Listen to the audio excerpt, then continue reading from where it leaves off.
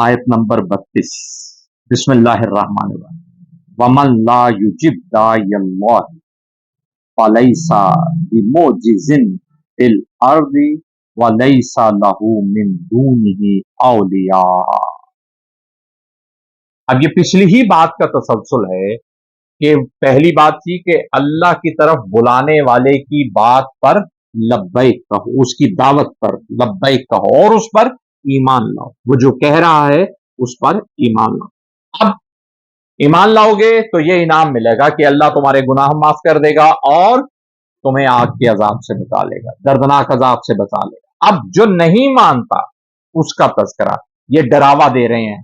اللہ نے کہا نا یہ جن اپنی قوم میں کیا ہو گئے، منذرین، ڈرانے والے، تو کہتے ہیں اپنی قوم سے وا اور من جو لا نہیں یجب، یہ اجیبو ہی ہے، یجب لبیک کہے گا، داعی اللہ، اللہ کی طرف بلانے والے کی بات، جو اللہ کی طرف بلانے والے کی بات کو قبول نہیں کرے گا، جو اللہ کی طرف بلانے والے کی بات پر لبیک نہیں کہے گا، فلیسا، پس ہرگز نہیں، بھی، لیسا لا، ان کے بعد اگر بے آ جائے تو نہیں کے ساتھ شدت آ جاتی ہے، ہرگز نہیں، واپس لیسا بھی، جو اگلا بے ہے اگلے لفظ کے ساتھ، وہ لیسا کی شدت بتا رہے کہ ہرگز نہیں ہو، معجزن، عاجز کرنے والا، فی الارض، فی میں ارض، زمین،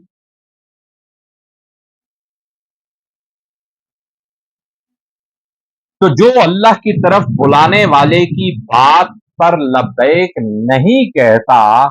وہ ہرگز عاجز کرنے والا نہیں بن سکتا، فی الارض، زمین میں۔ اب یہ کیا بات ہے کہ عاجز کرنے والا نہیں بن سکتا ہے؟ یعنی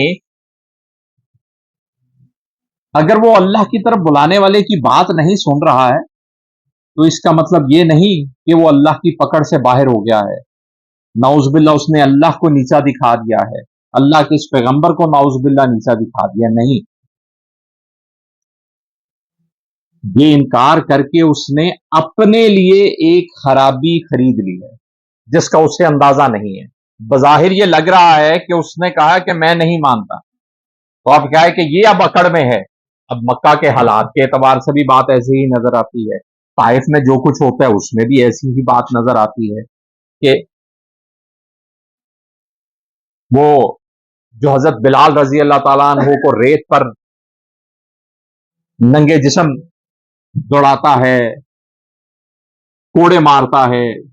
جو حضرت عمار بن یاسر رضی اللہ تعالیٰ عنہ پر تشدد کرتا ہے، ان کے ہاتھ کوئی نہیں پکڑتا، کوئی روک نہیں ہو رہی، یہ ظلم و تشدد چل رہا ہے دوسرے بے شمار مسلمانوں پر۔ تو اب بظاہر تو یہ لگتا ہے کہ یہ جو نہیں بات سن رہا وہ تگڑا ہو گیا، نعوذ باللہ، تو ایسی بات نہیں ہے۔ وہ پوری زمین میں کوئی ایسا نہیں ہے کہ جو اللہ کی بات کا انکار کرنے والا ہو، اللہ کی طرف بلانے والے کی، دائی کی بات کا انکار کرے۔ دائی کون؟ جو اللہ کی طرف بلانے والا ہے، وہ جو اللہ کی طرف دعوت دینے والا ہے، اس کی دعوت کا جو انکار کرے وہ اس زمین میں ہرگز عاجز کرنے والا نہیں بن سکتا ہے۔ با اور لیسا، نہ ہی، لاہو، اس کے لیے، من دونی ہی، من سے، دون، علاوہ، ہی، اس کے، اب یہاں پر اس سے مراد اللہ، اولیاء، کوئی ولی، کوئی مددگار، یعنی عاجز اس نے کیا کرنا ہے، اس کا تو اس کائنات میں کوئی مددگار نہیں بنے گا۔ اور یہ بات ہم پچھلے سبق کی آخری آیت میں، آیت نمبر 28 میں پڑھ کر آئے کہ جب اللہ کی پکڑ آئی تو وہ جن کو یہ پکارتے تھے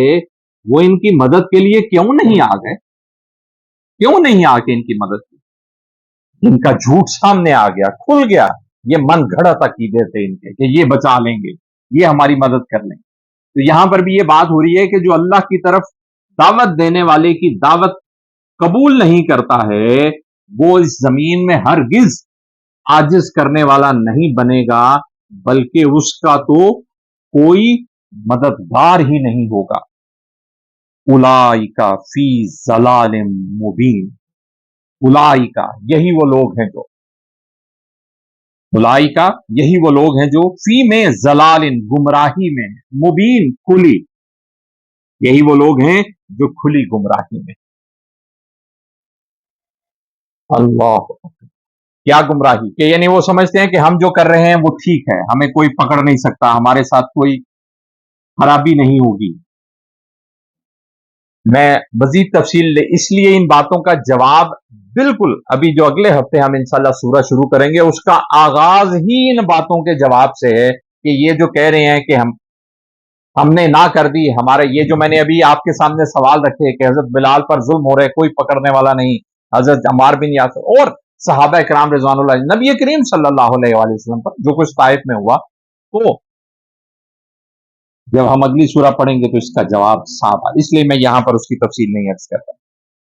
कि अगली सूरह की पहली ही आयतों में इन बातों का जवाब मिलेगा इंशाअल्लाह।